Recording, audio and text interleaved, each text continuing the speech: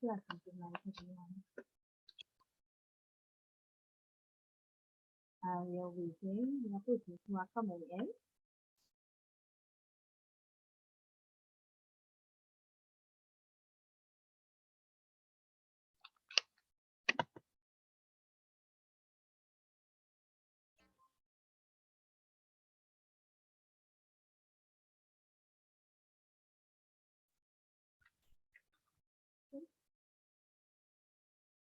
I'd like to say good night to each and everyone.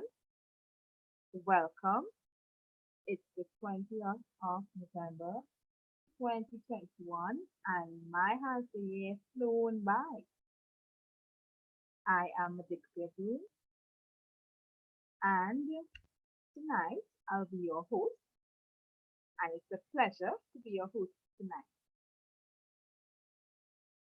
So, it's our 8th installment of Spotlight Endometriosis, and it's entitled Endometriosis, Mental Health, and the Family Perspective.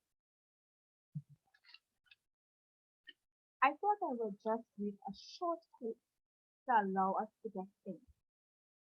And I got this message, and it struck home to me. I owe myself the biggest apology for putting up with what I didn't deserve. Now, how many times have we women, especially those persons who have endometriosis and are battling endometriosis, how many times have we put up and put down ourselves thinking that we are called or it is our purpose to try to appease other person's opinions of us? Well, tonight I say, apologize to yourself. You don't have to appease to anyone. You don't have to apologize to anyone. You don't have to appease anyone. First person you have to apologize is yourself because you did not cause this on yourself, and there is nothing but coping mechanism and hoping for a cure at this time that we can all work towards together. So take a minute and apologize. And apologize.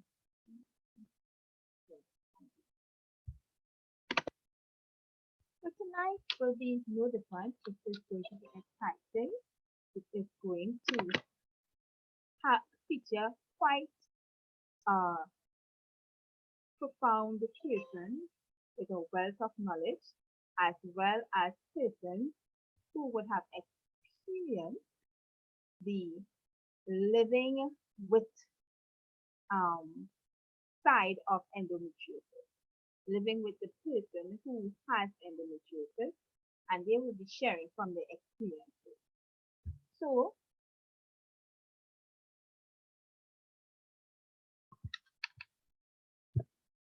So I would like to first introduce our moderator for this evening, and she is Miss Brigid Winter, and she has been doing a lovely job in the past moderating our series thus far. And we also have our guests who are here. Firstly, Miss Abigail Edwards. She is a sister of a person who is coping with endometriosis at this time. And Mr. Omari-Azaz Alexander, I think I pronounced it well. He is a relative as well of our brother who is supporting a person who is experiencing endometriosis, and they will give us their perspective on living with a person who has endometriosis and ways in which they provided the support that was needed.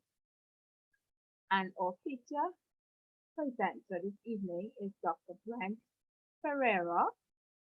Now, Dr. Brent Pereira is a licensed professional counselor with over 12 years experience clinically in Trinidad and Tobago and the US. A graduate with honors in psychology from the University of the West Indies, and he holds a master's degree in clinical psychology, specializing in counseling, and a doctorate in counselor education and supervision from the Chicago School of Professional Psychology. Dr. Pereira has worked in several public and private clinical settings, including inpatient and outpatient psychiatric care, residential substance treatment, community mental health, as well as employee assistance program services.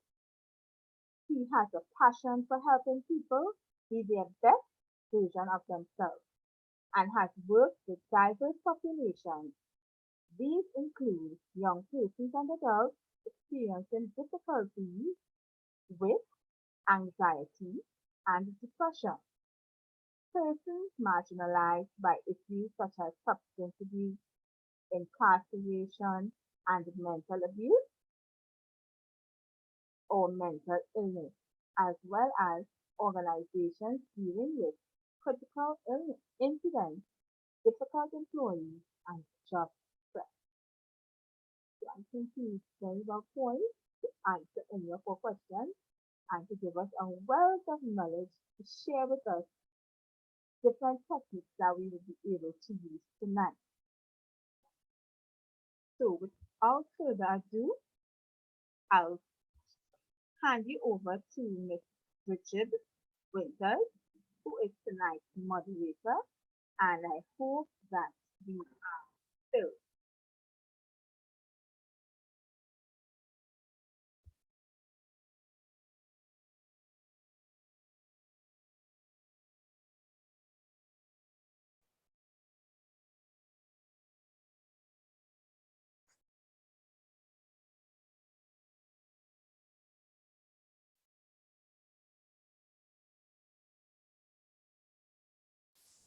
Good evening, everyone.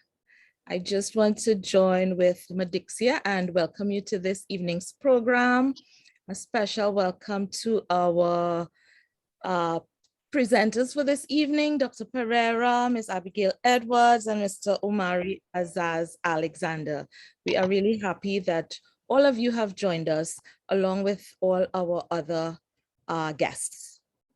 So this evening, I just want to jump right into the conversation. Before I do that, I just want to let you know that the information that we are sharing here this evening is for general informational and educational purposes only and does not constitute professional medical advice, diagnosis, or treatment for anyone. Please consult your healthcare provider if you have questions about your health or before starting any kind of treatment. So today this evening we are talking endometriosis and the family perspective. And for this year, we focused on endometriosis and mental health. And our last session, we had endometriosis and the partner perspective. So this evening, we are looking at the family perspective. And I want to start by asking Dr. Pereira, generally speaking, not specifically endometriosis-wise, how do people who are living with persons with critical illnesses or chronic illnesses, how do they cope? What is it that they are going through? We may not know exactly, but what kind of problems do they face? Do they face problems?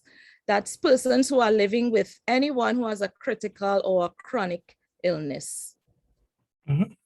All right, thank you, Brigid. First, I want to say good evening, everyone. Thank you so much to TT for having me. Thank you for the introduction, Madixia, and Ms. Grant for allowing me to be here. So, Bridget, you asked a good question in terms of for persons living with, a family member, a spouse, a partner who might be living with a chronic health situation. And in thinking about this, there are two big factors that I think are important that they need to grapple with. And I think one is that feeling of helplessness, particularly when, as human beings, we love to feel like we're in control, although it is a huge facade, because there's so many things that are outside of our control, right? So just kind of sitting with that feeling of, oh my goodness, what do I do? And I think is amplified because it's somebody we love. We want to protect them. We have that instinct of, it's hard to sit and watch somebody that you love, that you're close to, in pain, and knowing that there is absolutely nothing that you could really do.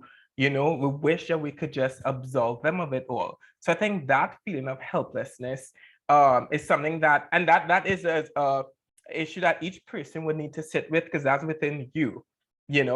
And then the second thing that I think a lot of persons grapple with as well is sometimes feelings of guilt. So, and I can't wait to hear from Abigail and Omari, their perspectives as well, backing this up. But a lot of times, particularly with a loved one who might be not just in discomfort, but pain, like endometriosis, can be very painful at times. It impacts the family system. It impacts you because, let's be real, sometimes, I don't know about you, but if I am unhappy, then sometimes those around me, unfortunately, okay, you get the drift, right? Right? And so, as somebody on the outside supporting them, like you understand that they're in discomfort, but it's also impacting you. So, you're annoyed because, of course, it is something that's impacting you, but then you're like, how am I really going to complain to you and tell you, oh gosh, you're bound to do that? That's bothering me. When at the same time, you're like, do I really have a leg to, do I have any moral ground to be upset with them because it's beyond their control? And, it's not that they want to, it's not intentionally that they're trying to hurt you. It's not intentionally that they're doing things to you, but at the same time, it is impacting you. So how do you find space with, it's not that I'm blaming you, but can I be upset with the situation? And and not have the person feel like I'm attacking them. So I think those are two of the I think the premier things that stand out to me. And so of course I would like to hear from the persons with the lived experiences to kind of back that up or share their perspectives on that. Great, thank you, Dr. Pereira. So I'm sure that a lot of people here this evening can maybe identify the feeling of helplessness and the guilt, at least the family members. And so it's a nice segue as you have suggested. So I want to ask Abigail and Omari in turn, could you tell us which of your family member has endometriosis? Not the name, but just mother, sister, wife, and tell us how it has affected you or how it affects you. Okay, good evening, everyone. I hope you're hearing me clearly. Good. My sister has endometriosis and she's had it for, I would guesstimate, over 10 years, over 10 years or more. So quite a big chunk of time we have spent, dealing with that. And what was the second part of your question? Remind me again. How has her having endometriosis affected you? Right. I wouldn't say that it has affected me, but it has really broadened my understanding of the different types of health challenges women can face. And it has really brought a sense of sympathy, empathy towards, and a sort of feeling that there needs to be more done towards education where that is concerned, so that we have a greater sense of collaboration, in society to really support our women who may be faced with all of these different challenges. So that's how it has impacted me. Great, thank you so much. Omari? Hi, good night, everyone. Good night. Right. For me personally, it is my mother.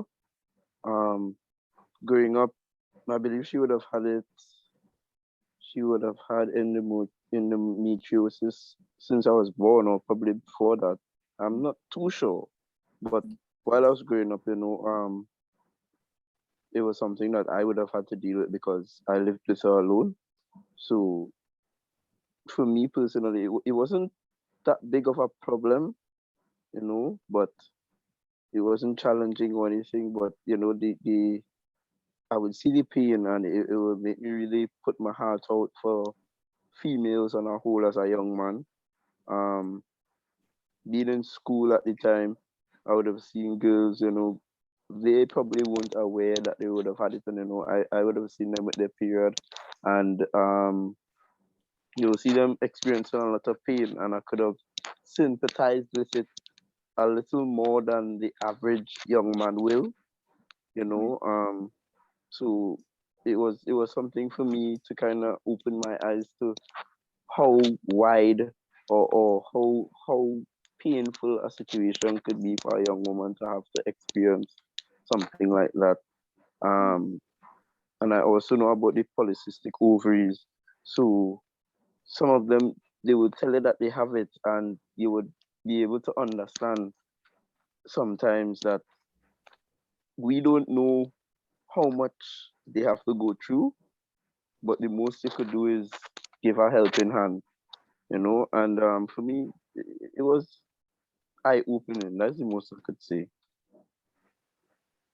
Thank you so much. It's good to have the male perspective. And I think you have been affected in that you are more understanding and compassionate of female issues, which is really, really good to hear.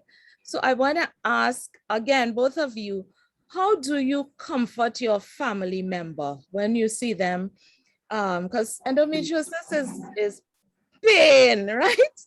How do you comfort a family member? I remember, back in the days, it was taboo, still kind of taboo sometimes.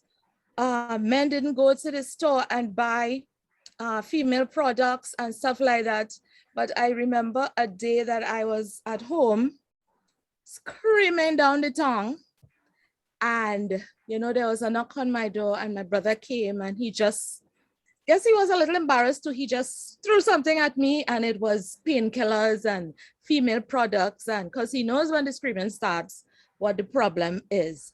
But how do you support your family member when they are going through whatever it is they're going through during their endometriosis season, if I can call it that? Okay. Well, for me, because of our age difference, I am about 9 years younger than my sister. 9 years younger than my sister. So when it started, it was all very new to me, and I didn't know what was happening. In my young mind, it was, oh, she's just being dramatic, So I didn't have an appreciation for the level of comfort that she would have required. But growing up, I do remember having to do things like helping go get medicine, if she needs anything extra in the pharmacy, just trying to do that, because there really isn't anything that, one could do to comfort and assist that level of pain, and so it really was just assisting with supplying her with what she needed. Okay. Omari, anything to add? For me, it was the hot rags. I remember doing that for her. Tea. She loved tea. Hot things. She liked heat. So back when I was younger, she had a heat pad. So I remember, searching for the heat pad and making sure she's all comfortably tucked in under the covers or whatever. Just to check in and make sure mommy I need anything. Probably some nights There were times that she would have woken me up out of my sleep in pain just to try to comfort her. So I would try to, go make the tea quickly, or, that was it for me. I really enjoyed it, but, yeah. Thank you guys so much. You're good brothers and sisters and sons. Before we continue, I just want to remind you all, if you have any questions, please feel free to type it into the chat, or maybe when we get to the Q&A, raise your hand and we may entertain you that way. But you can type in your question into the chat at this point. So Dr. Pereira, you talked about helplessness and you talked about guilt, but how do we, because it's not their fault. It's not their fault, but how do you get past that? Again, I remember even during all the stress, when I saw my mother, and I'm getting a little weepy, and the look of helplessness on her face, because if my mother can't help me, then who is going to help me? And that just broke me when I saw the look on her face. But how do we move past that helplessness and that guilt? I mean, what can family members do? I almost don't know how to ask the question. No, I get it. And it's interesting. I wish I had a neat answer wrapped up in a bow for you, but there are some things that we kind of just need to sit with, that feeling of helplessness. And I think just acknowledging it and owning it, it kind of takes away some of the mystery of it. Because in the moment, if you keep feeling like, I feel like there should be something I should be able to do, this idea and this kind of pressure that we put on ourselves, no, there must be something. And, and whereas we might not be able to totally, eliminate the pain, but as Abigail and Omari mentioned, there are other ways that we could support, but sometimes I want to just be a clean sweep. I want to be able to close my eyes and just make a wish and have, my loved one be whole and be well again. So sometimes it's just sitting with us, and sometimes it could even as well just highlight our own issues with feelings of helplessness. And when I say that, for both men and women, one of the things that I think about, and I always tell clients, is we have in the Caribbean in particular, but around the world, women are the foundation of society. I think, and Caribbean women, Trinidadian women, we rely on, and I am guilty of it, rely on women to make things happen, right? Women just do all kind of matrix and gymnastics to they make everything better and bring resolution to everything, And sometimes I think that could be unhealthy because women start believing that you need to do that. And so when you can't, there's a feeling of, oh my God, like, what is going on? Like, I'm supposed to be able to do this.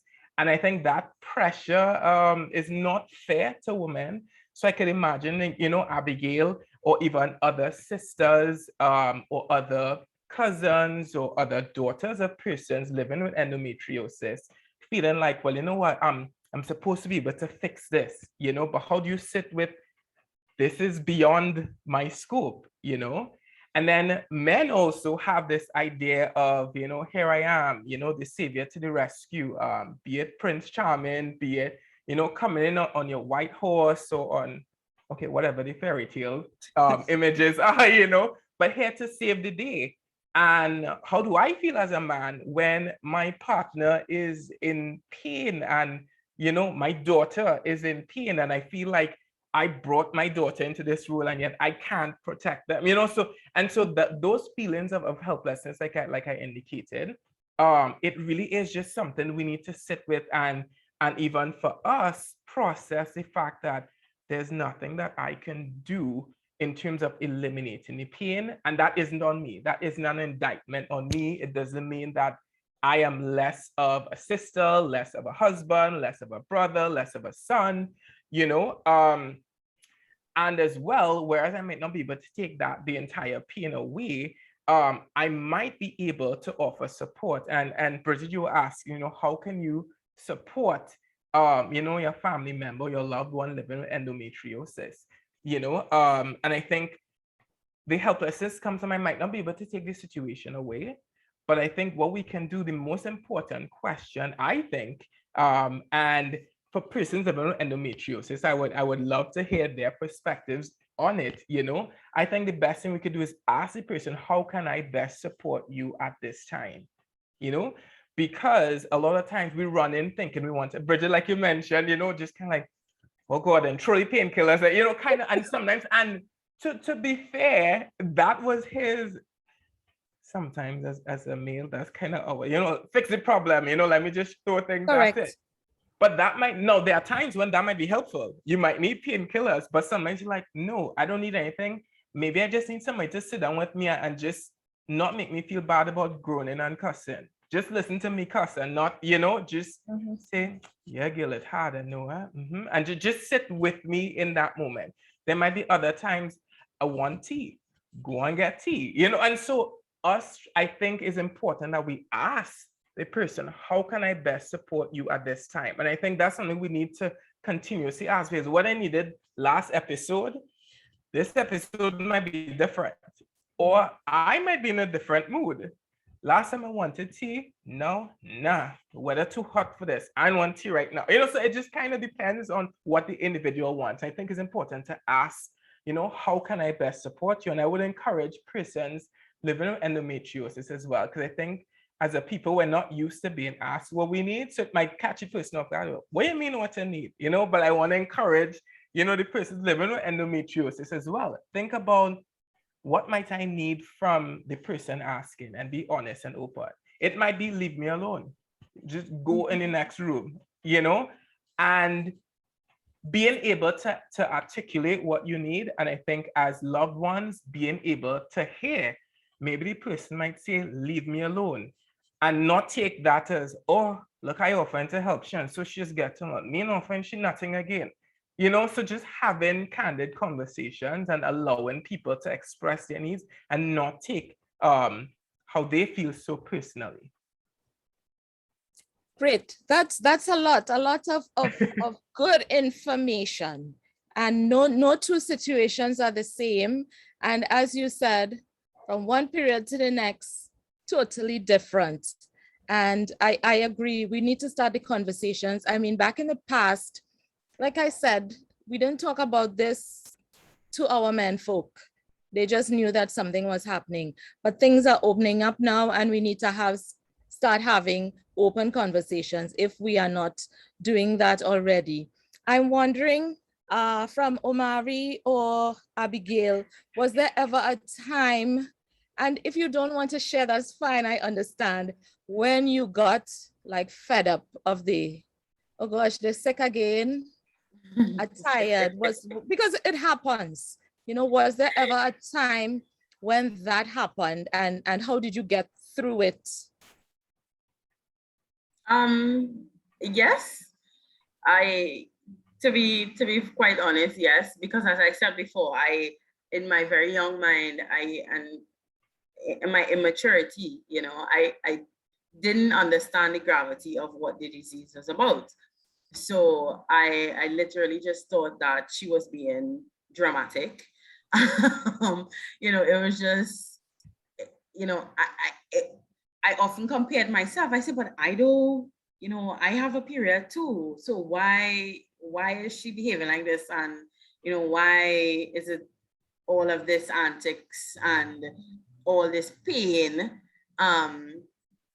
If I don't get it, and it's only as I got older and I really did my own reading, and education is so important, and reading and understanding, and what you're doing here is such an important tool, in helping people to really be supportive. But yes, long story short, yes, I really was at that stage several times. So yeah. Good. I like that we can talk about it and, move past it. Omari, anything to add? I don't think I ever got fed up because my mother was very strong. She was scary strong to me at the time, because I would look at this woman and see her ball up in pain, but she fighting it. Like, she isn't going to make noise or anything like that. I would know that she's in pain. You could see it, but she was never a burden with it. Or so for me, it was just like, okay, well, it's happening again, but just do what I had to do, Yes. basically. Yeah. Okay, great. So here's what, I'm just gonna jump into the chat and pull some questions from there. How can a family member help a patient who is also battling mental challenges with the endo? And I want to go to Dr. Pereira first. And they're asking for practical ways that they can help. And that's a great question. So of course, given any health concern, particularly one that might be debilitating for particular periods, when we think about the impact of that on your functioning and on your wellness, we might not get into, was it the chicken before the egg? Is it that your mental health concerns might be impacting, the severity of the symptoms? Is it the severity of the symptoms impacting like your mental health? Because that's real. If I, depending on the intensity and the frequency of the episodes you experience, of course, that is going to affect my mood. That's going to affect how I interact with others. And particularly if I feel like others are not understanding of that, that could be very isolating, which could lend itself to issues of depression, also some anxiety, I would imagine, always wondering, I don't know when the next episode is going to come, how bad is it going to be? Kind of feel like, oh, I survived. And when we think about particularly around like your menstrual periods, like the anxiety of that, wondering, oh, I have this going on at this time. Is it, how is it? So that continuous worry, I think, of course, that's going to impact any person's, mental health. How can family members, I would say, support persons living with endometriosis and their specific mental health concerns? First, I would say encourage them to access mental health care. And we could do that by normalizing, mental health services or looking after our mental health. So I think having candid conversation, not making a person feel weird or bad because, they might have anxiety around certain times of the month or of the year, or even if they might not be feeling that up to things, Abigail, and I want to acknowledge Abigail, thank you for being so honest and transparent. You mentioned empathy that you have now, but looking back at it wasn't always like that. That journey of, okay, now I kind of understand it a bit more, but thinking about how even before that, our ability to make the person to validate their feelings, particularly because if a person living in endometriosis is experiencing all these symptoms, but others might not be as understanding of it, it could kind of make you feel, so I'm guessing, and no shit, Abigail, you were young, right? But your sister would feel like, am I really over dramatic? And that's just, but maybe think about if all the people in your circle kind of saying things like that, you're making you feel that way. It makes you feel like, you know what? Am I really feeling? I'm sure sometimes you might start to check, is the pain really that bad? Am I, it's kind of, so we want to be careful in how we support them, in validating their feelings, validating their experience. Sometimes we have issues with empathy in the sense of, well, I didn't feel it like that, or yeah, my friend or my neighbor, yeah, she's got difficult periods too, but she don't get on. So, and we have this idea of, well, if I ain't experiencing it like that, or if somebody I know isn't experiencing like that, then it can't be real. Our ability to empathize with that person. We don't need, you might not feel that way, but that person's experience is genuinely there. So supporting them in that way. So I would say having candid conversations about mental health and wellness. Second, allowing the person space to be vulnerable, to express how they feel, and allowing support. And even if it is that you realize that, okay, I might not have, this is not my ministry. I can't, I can't support you in this way. Like I can't listen to you and provide the support that you need, but connecting them to the resources. There are a wealth of free mental health resources in Trinidad and Tobago available. And so helping them to connect with that, But I think even just that, those are two main things I think that we could do to support them. Validating their experiences, and second, I would think allowing them space to share and to be open about their experience, and acknowledging that it is their truth that they are living with. Thank you so much. I like what you said, that this is not my ministry. And sometimes we really just have to recognize and own up that this is not my ministry. I want to come back to you because while we are talking about actually the people who are going through the monthly stresses, I have heard before, and you can correct me if I'm wrong, that sometimes the folks, the family members who are actually looking after the people, they themselves begin to struggle mentally, and they themselves, find themselves in a ticklish place. Can Omari or Abigail, has that ever happened? Can you talk on that? And if not, we'll go back to Dr. Pereira after, if you don't have any experience with that. But how do we deal with that? Because the person who is going through is having the mental stresses, and the person who is looking after or taking care of is maybe going through some mental issues because of the other person's issues. No, I can't comment on that because I never experienced that. Okay. The same for me. I never had any kind of issues with it. That's good. That's good. That's good. So what about the other person, Dr. Pereira? What about the flip side? Okay, so, and good question. So, and I see in the chat, somebody asked, emotional and cognitive coping strategies. So first of all, Yes. Can we just say for persons supporting family members of an endometriosis or any type of health issues is hard. Being a caretaker is hard. Let's just acknowledge that, right?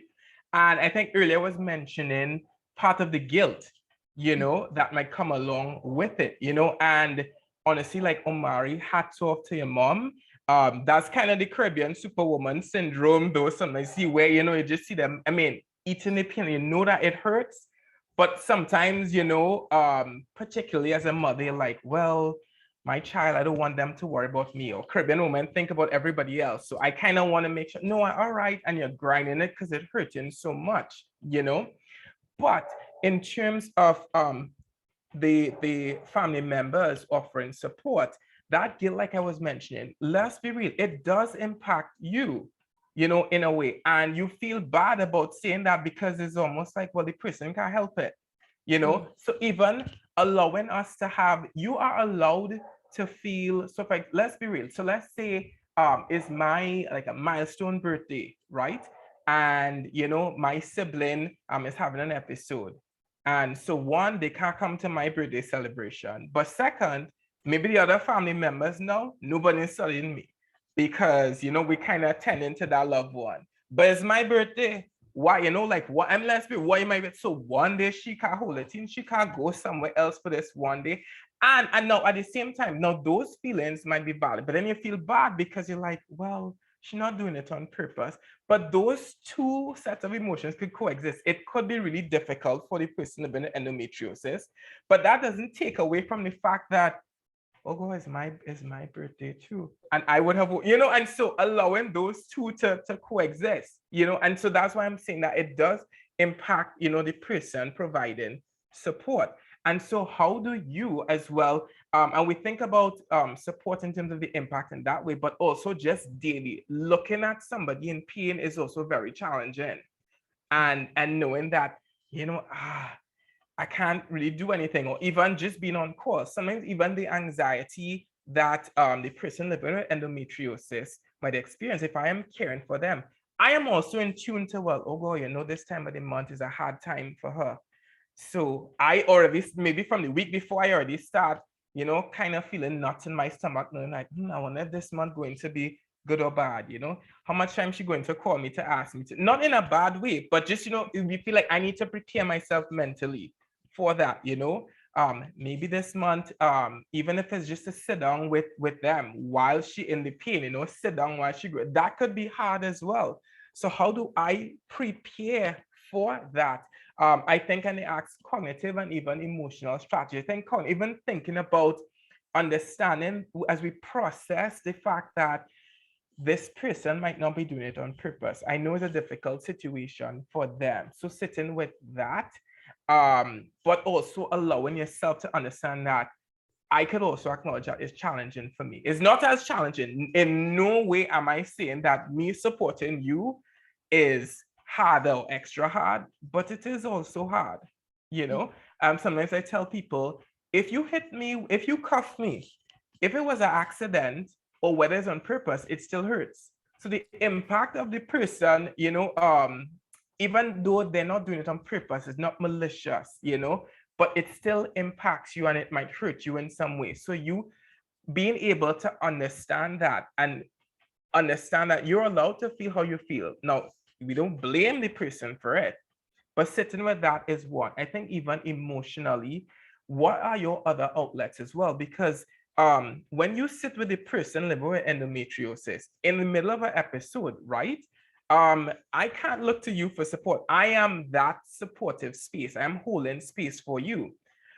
It means then to be able to do that, I have to be okay. I have to be in a good space to show up for you, because then that could just be explosive. Because if I already kind of edgy and antsy, and then you come as like, not today, no, I just don't have it. And then it defeats the whole purpose, you know? So I would say ensuring that you also as well have outlets for self-care. And so even around those times, I know I need to show up for my loved one. I need to make sure I have a full glass or as close to full as possible to be able to pour into them, you know? One like analogy that I like to use it, trying to pack as many things as I could in my responses, right? But I think I like to tell people to think about your psychological state and your mental state as a bank account where you have deposits and withdrawals. And just like a bank account, if it is that you don't, I mean, you keep swiping that card, you're going to get embarrassed one of these times if you just keep swiping with no deposits, right?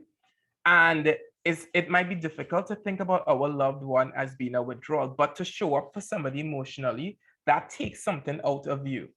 If you keep pouring out, but you are not pouring back in, there's nothing to replenish that, you'll be in a deficit, you know? So you need to ensure that I have timeouts for me. What are the little things that I do to ensure that make me smile and that make me happy so that I can then show up and be a supportive, you know, source or support to hold space for the person living with endometriosis. So I want to encourage people to think about, as you offer support, what are your own self-care strategies? What are you doing to kind of build up your emotional and psychological bank account so that you can be present and there for the person living with endometriosis? Thank you. Dr. Pereira is sharing a lot this evening. I'm taking notes. I really like what he said. You have to be in a good place to show up for your family members. So family members, we thank you for your support and all your help, but remember that you need to practice self-care as well. And that's a really important point. So remember that you have to practice self-care because you got to be good to show up for us, right? We have another question, and I want to throw that out to Omari and Abigail. The question is, are there strategies that a family member can employ to prepare for an episode? Is there anything that you all did when you know that your loved one was maybe going to have a hard time? Were you prepared? Was there something that you did to get prepared? Omari, you first. Oh, Omari, okay. Sorry, Abigail. Well, I used to leave my door open. That is just one thing that I used to do. Just in case she has to come and call, it'll be a lot easier to wake me up if the door is open. Probably the only other thing that I used to do to prepare is try to keep the place as light as possible. As a young person, just try to clean up or, you know, try to do things around the house so that she would have less to do at the time. Y'all, I don't know Omari, but Omari is a gem. He's singing like a best son. On behalf of your mother, I thank you for what you did and probably are still doing for her. But that's I like your answer, practical things. So she doesn't have to think about cleaning up the place. She can just be, and I don't want to say content to be sick, but she doesn't have to worry about the small things. Abigail? Well, I would have, as I said, I remember distinctly buying, like making sure that there were always medicine and medicines in the house. When I was old enough, you know, working and so on, so there would always be medicine in the house. In the eventuality that there's something there that would work, because the pain is often so severe that regular over-the-counter drugs aren't often helpful. And quite frankly, I would leave her alone because I would, you know, Doc said it, you know, sometimes the person just needs their space. And she was that type that she just needed her space and to be left alone to manage herself and deal with her time of the month in the best way that she knew how. So I just knew around that time, you know, no excessive chatter, we're not talking, just leave her alone and give her space. Yeah. Excellent. So you all knew your family members, you were in tune with what they needed, it sounds like. And yes, sometimes people just need their space. You give them the tea, their hot pack, their pills, and, you know, reverse. Thank you both. Dr. Pereira, this question is directed specifically to you. You said that persons could self-isolate, but that sometimes leads to depression. What early signs should we look for in family members? And that's a great question, you know, in terms of being our sister's keeper, you know, in the sense of what might be some of the telltale signs that this person is heading for trouble later on or impending. You know, we could see it maybe further down the road. I think what might be important to look for changes in the person, because it's one thing to just say if somebody isolates a lot, but if I am naturally like a reclusive person, you know, that might not be that, it might not be such a big deviation from my typical pattern. But if it is, I realize that somebody who is usually outgoing, engaging, and maybe not just around the times that they might have an episode, but you kind of realize that maybe over time, you know that they might have had an episode, but it's kind of becoming just their persona is changing a bit. So it's not just during the episodes that they're thinking, well, okay, I don't really want to, you know, I don't want to come out or I don't want to engage. But over time, you kind of see more and more, they're just, nah, it's all right, I'm good. You know, maybe they're usually talkative, but they kind of cutting conversation short. And so even, and again, like I said, it's different if we're recognizing that during the time they're having an episode or even just because of the pain. But over time, we kind of realize that across the board, it's not just that, they're genuinely changing. So you want to look out for things like that. Things that people might be saying. If it is that a person is telling you that, you know, like, I just feel sad, you know, so much. So thoughts of sadness, we all experience sadness from time to time. But if it is that the intensity of it, and as well as the duration of it, you find that somebody is expressing that they're feeling sad more days out of the week than not, more times out of the day. If you find that they're having episodes of tearfulness, so they're crying a lot more, maybe they're saying like, you know, like, I don't know, I just spontaneously bursting into tears, you know, over time, over a prolonged period, then those are signs to look out for, indicating they're just feeling hopeless, which could sometimes just feel like, well, I just have to live with this, nothing going to change.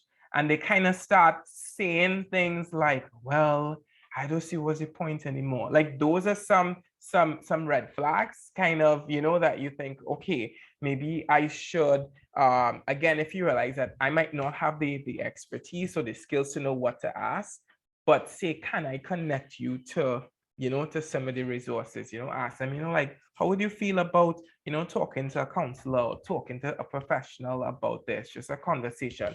And so like, I think part of it would be, once we recognize signs, we also have to normalize that. Because, the typical response, I am mad, or what happened to me, but saying that, no, I mean, this is a lot that you're dealing with, of course. And I just want to make sure if you could talk to somebody and they could help you out with that, then why not access it? And really, make it okay to ask for help. That's another gem. Make it okay to ask for help. I hope we are taking notes of the free counseling that we're getting here this evening, right? Someone was wondering, like, for people who have to keep calling into work sick, there is some level of anxiety attached to always having to call your boss, who is sometimes a very, who sometimes doesn't understand, especially if it's a man, that you are once again sick and you have to keep calling. How do you handle that kind of anxiety? That's a great question. Yeah. So I would say why I think there are layers to that, or different perspectives. One, because let's be real, your diagnosis, your health, and that is your personal. You have the option and the right to decide if and when and to whom you want to disclose. So that's why I kind of want to be cautious with how we navigate that, because in the sense of, I don't think any person should feel pressured to disclose why. But I also know how the system works. What you mean you're coming late again? What you mean you're sick again? Where is sick leave? Well, I don't think nothing, and so having sometimes, as you mentioned, employers or managers and supervisors might be less supportive than we would like, and less open to discussion than we would like and we would appreciate. So kind of navigating that. What I would say is possibly seek, if possible, like an ally in the HR department. So it doesn't mean that you have to disclose to everybody, but ensure, let's say, the HR manager, explore what the options are with, say, listen, like, I have this health concern, and how might that impact, and so see the ways that the organization could support you. But again, I want to caution how we do that, because you also, as well, one, I don't want my personal matters floating through the whole organization. Next thing, this person send a memo, everybody, Miss Johnson coming late, and we need to allow her to come late because sometimes she's have issues with, so we kind of want to be careful of how people might handle such sensitive information, so seeing what are the parameters of the organization, what allowances do they have? Maybe is it that they might allow for a flexible work schedule?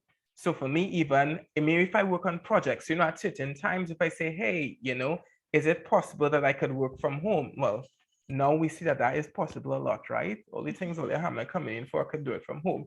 But, but in terms of stuff like that, or in the sense of today is a good day, maybe can I push and work extra today so that tomorrow, tomorrow, I know what tomorrow might hold, but today when I'm feeling good, let me push and push. Rather than I just sit down here from 8 to 4, but you ain't really getting no output, but I hear, so kind of shifting the focus away from presence and more output, because I could be at work, but not really at work, so I think that would be some of the ways to navigate that. I would encourage you to talk to or seek counsel from the HR professional, or if your employer is connected to a EAP service, contact the EAP service in terms of helping you navigate that, to, like I say, to protect your confidentiality and to also protect you in the future, because you don't want it to look like, well, you can't work, because we aren't, sometimes, occasionally, there are some people out here who might not have the best intentions, or might not, all right, yeah, let's just leave it at that. Yeah. Okay, I love your suggestion, you know. See how you can be helped first. Go to the HR department, talk with them. Sadly, sometimes your employers are aware of your condition, male and female, but their responses, that's just periods. Everybody have periods, sadly. Mm. So it is what it is. We are almost at 8 o'clock. Let's see how fast we can get through what's left in the chat. Mr. John is asking, is healthcare easily available to persons with endometriosis? That's a ticklish question. In Trinidad and Tobago, not so much, but it's becoming little by little, it's becoming more available, but not so much. I'm not sure if that's what you are referring to, Mr. John. If not, you know, if you can elaborate more, that would be nice. And we have Chanel. Miss Winter, I sent him a message in the group because I wasn't quite sure what was his angle. So I Okay. tried to be a little more explanatory in the chat. Okay, yeah. So Madixia, who is a nurse, thank you for your service, Madixia. She is saying that healthcare is a broad term when we look at managing endometriosis, and caring for endo requires a holistic approach, which we have been learning, especially this year. It's a holistic approach to health and would include medical, nutrition, physio, mental. So we're looking at the entire spectrum of healthcare with respect to endometriosis care. I have a comment from Chanel. Chanel, I wonder if you mean have. I haven't been living with symptoms of endometriosis for about 2 years now. Maybe she means have. And I've been in and out of the emergency department a few times because of the pain. Okay, so Chanel is asking about doctors. That is not information we can share like that, Chanel, but we have a support group. We would give you some information about that group before we leave this evening, and you can maybe jump in there and chat with us, right, about that. So I want to ask Abigail, I want to ask Omari, as persons who have supported or maybe are still supporting family members who have endometriosis, what would you share with other family members who may be having a hard time, maybe understanding, maybe, you know, a little resentful that they always have to be taking care of another family member? Is there something you would like to share with them, leave with them that could maybe, you know, lift them up or help them to understand a little better? Should I go first, or would you like? Sure, Omar? that's fine. Okay. I would say that patience, patience is, we use it loosely. We always say, oh, you must have patience and you must have patience, but it's a discipline that you really have to practice to really master. And, I think I would encourage family members to exercise patience and grace when dealing with their family members who have this disease. It is taxing on them, and it is not something that they brought on themselves. It's not something that they can control, which is why I said, I think grace is something that we ought to extend to our family members and our loved ones who are battling with this, because it really is disheartening, and it's almost hurtful to see, and to know that your loved one is in this amount of pain. So I'd really encourage family members to be patient and to extend a certain level of grace to their relatives. Mm-hmm. Thank you. All right. My father is online from New York. He's between patients now. He's at work. He just told me to let you all know that. For me, I could tell you guys, or tell anyone in my family, to be patient with the individual. Try to be understanding. because especially as young men, we don't really delve into trying to understand why or understand what's really happening. You know, we just try to deal with it quickly and get it out the way. But a little patience sometimes goes a long way with the individual. And just be a listening ear. You know, sometimes just actually communicating and being able to hear them out, that will help. Wow, excellent, excellent responses. Again, I want to say thank you to Abigail and to Omari and to any family members who are here that have been lending support to your family members who are, you know, suffering because of endometriosis. Even though we may not say it, or sometimes because we're always sick, but we really appreciate it. Even whether we're dramatic or not. And Abigail, I'm looking at your face and I know exactly who your sister is. She's a little dramatic too, in truth, huh?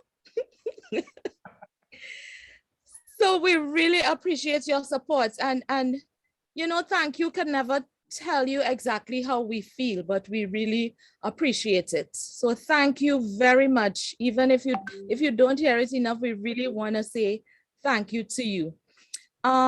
You know, while Abigail was talking, it occurred to me that sometimes, and I'm throwing this to Dr. Pereira, sometimes people use their sickness, even when they may not be sick at that time. You know, I see it all the time at work. They are sick, they have endometriosis, but sometimes they're not really sick, but they just use it, and it really irks me. But I feel like sometimes that is the feeling that family members get. Yes, we know that you are sick, but sometimes you're just milking it. How do you approach that? I think that's a great question, because when you start, it's like, yep, there might be some people who might milk it.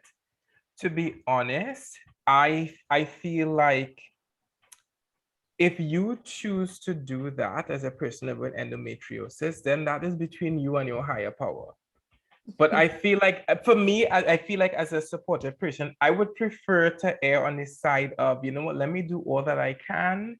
I prefer to be wrong and for you to be milking it than for me to think, I'm not going through that with you today, and you might really need it and want it, you know? So that might be a little bit of my personal philosophy is, you know what, the universe will take care of you. If I am coming and bringing, you know, the best of intentions and interact with you out of authenticity and pure kindness, and you choose to advantage that, then yeah, you know what?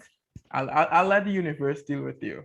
Deal with you. And I'm not sure that's the answer. Like, but for me, I feel like, well, there's no right answer.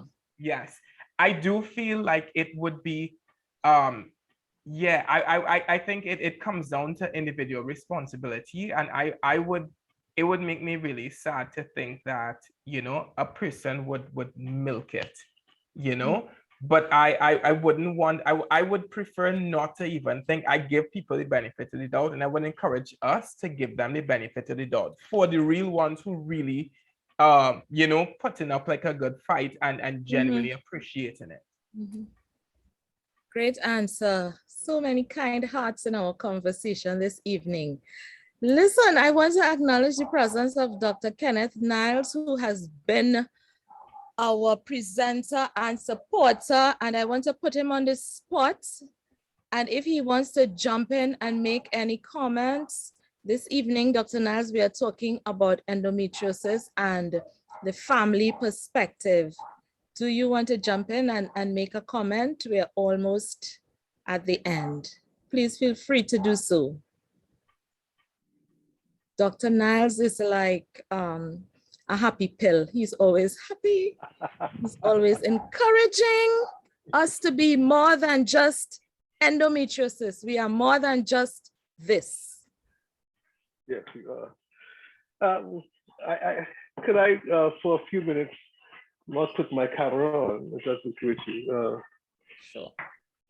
I mean, yes, it's a topic I think that continues to be intriguing because no matter what happens with what we call chronic disease, there's always going to be the stress factor of the unknown. When am I going to have a pain? When am I going to react? When something is, I may be good today, but all of a sudden I'm not good anymore at that next minute. And so those issues are kind of important. And when somebody was saying just now, be patient with the patient, I think it's more important to be patient with thyself. If you're not patient with you, you are not going to be patient with somebody else. And I think we try to want to be patient with the ill person, rather realizing that we have to be patient with ourselves. We have to know how to work that, not so that the person would just receive our own patience. And in that, we are to acknowledge our weakness in terms of how we are interpreting their illness. We are to be honest how we are interpreting the fact that, hey, we really do not know how to handle this. We are still learning. How do I learn? Who teaches me? Am I willing to learn from each other? Am I willing to learn from a medical practitioner? Am I willing? And learning about how to handle disease is usually another challenge all by itself. So the patience is important, but I think we all have to examine ourselves as to how we interpret that patience and work for each other. So therefore, it comes down to caring, which brings us to the point of conversation. Are we willing to sit down as a family and face the bad news? Are we willing to face the bad news? Are we willing to hear what's wrong with our partner? Are we willing to know that my wife has a pain and she's discomfort? Are we willing to hear? Because as a spouse or as a child, you may not want to hear how your partner feeling. You because you do not know how to handle. You may not know what to say. And so those are the things where we have to teach with ourselves. I have to learn how to say, okay, I have to hear this news. I have to hear that pain. Can I hear that pain? Can I work that pain out in my own life before I share answers? Because the person, help me. Well, I don't know. I don't have information. If you have it, hold on. I have to work that too. I have to work with how for me to help you with your how. And my wife did, as I shared in the last program, my wife didn't have information, but she had this issue with her lining, which may have been a type of endometriosis. So for her to go to the doctor and to come back and to hear, waiting for the news, and she's looking at me and saying, "Oh, I have to do a hysterectomy." Like, oh. So she expected me. I said, "Oh, who told you that?" Of course, that was not to be the best answer, but that was my question. And she said, "The doctor." I said, "Well, let's go back to the doctor. Let's work it out." And so I was able to handle the question as if it was my issue, that I was having a need for hysterectomy, and how would I have worked that out? How do I feel wanting to have a hysterectomy? How does I feel to maybe be rid of my femininity, kind of thing? What's my chances of pregnancy again? What's my chances if I want to get pregnant, etc. So it's important for you to really empathize with your partners, with your parents, with your loved ones, and see the feel. How would it feel if that was you? And then you could easily share. Let me stop here. I think that would help, that whole embracing of the context of the family. And it makes it functional. It's the family, because the family can become dysfunctional in terms of what we do, when we do, who does. And I think we picked it up the last time. Mommy's too tired, mommy is exhausted. Daddy doesn't want to cook this, we men are the fitting men. We grew up with our ancestral fitting. We come home to a fitted house. the food cooked, the food cooked, the clothes washed, the house clean, and we just sit down, eat, and dictate. Those days are done. So we have to be innovative, we men, and to be a part of the cooking and the cleaning. And so it brings function to another level. And I'm very excited about that. I rest my case. Thank you so much, Dr. Niles. We really appreciate your comments and for sharing with us. So as we close up, I want to ask Dr. Pereira to leave some final words with us, leave some final words for family members who are taking care of their loved ones with endometriosis or any chronic illness for that matter. What takeaway would you like us to go with? Oh, no pressure, right? No pressure. I think if there's one gem that I think I want to reiterate and emphasize, the analogy that I use about the bank account. And so I think acknowledging that as much as the experience of it is different for you as the caregiver or the supportive person for someone living endometriosis, you acknowledging that you need to kind of pour into yourself to be able to be there for that person. And being able to recognize sometimes when, hey, I can't right now, it might be more helpful to, kind of take a step back and then revisit when you can, when you feel like I'm in a space to be what you need. And I guess, and the second thing would be as well, asking the person, how can I best support you? Not just assuming that we know what they want or we know what to do, but I think, yeah, so those two things, asking how can I best support you? And then the second is taking care of yourself so that then you are able to rise to the occasion when the person tells you what they need and how you could support them. Thank you so much. Thank you so much, Dr. Pereira. Thank you so much, Abigail. Thank you so much, Omari. Thank you for your support. And thank you for all that you have done to help your family members. Before we go, I just want to ask Shanice and anyone else who is here this evening, we have placed the Endometriosis Association of Trinidad and Tobago's webpage there, and we want to encourage you to go to the page and become a member. It's free, and you will find information specific to Trinidad and Tobago there, and we can maybe try and answer your question from that point of view. And also there's a link there for a feedback form, very short. It will take you about 1 minute, and we really want to ask you to fill out the feedback form that informs what we do in terms of what our endometriosis patients and their families need for us to work on. So please fill out the form. It really helps us do what we need to do for us and for the family members. So thank you so much. And thank you to Dr. Niles. I don't know if I said thank you again. We really appreciated your comments, your conversations, your openness. We really appreciated it. And we look forward to seeing you at our next session, whether you are the speaker or not. We would be happy to have you with us. And I want to turn you back over to Ms. Madixia Broomes, your host for this evening. Thank you. Thank you very much, Brigid. Thank you, Dr. Pereira. Thank you, Mr. Alexander.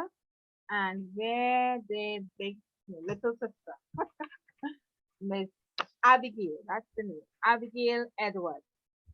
Thank you so much for sharing. I mean, not everybody wants to share that kind of information, but we were so happy and we are much more aware at this time, a lot more than we were before. So I wanted to just share what Dr. Pereira left with me. I'm talking about me, right? I'm not sure what you get, but I'm telling you what I get. It's not on me. I am helpless only if I don't ask. Okay? And if I don't ask, I cannot tell you how best you could support me. So that's my takeaway. also, I need to deposit in me. So I have to start taking care of things that will help me to grow. Another one is I need to validate the experiences that other persons experience and to allow them the space to express their experience. And last but not least, it is okay to ask for help. So we go back to the first one. So thank you very much, Dr. Pereira. You did fill our cups. It is overflowing. Thank you again, and we look forward to seeing you. Thank you to our president, Ms. Amber Grant, our founder, Ms. Abisha Tuse Maxime, and our executive members who are here. I can't remember all the names, but I'll call it by safety. Indra, Fadwa, Lisa, Kimari, I'm missing somebody. But Brigid is here as well. She was our moderator. And Lisa. I know I'm missing somebody. Thank you all for being here. Without you, it would never have happened in the way that it did. Thank God for providing us with all the resources that we have today. And I hope and pray that all our participants would have gained something that they can take away today.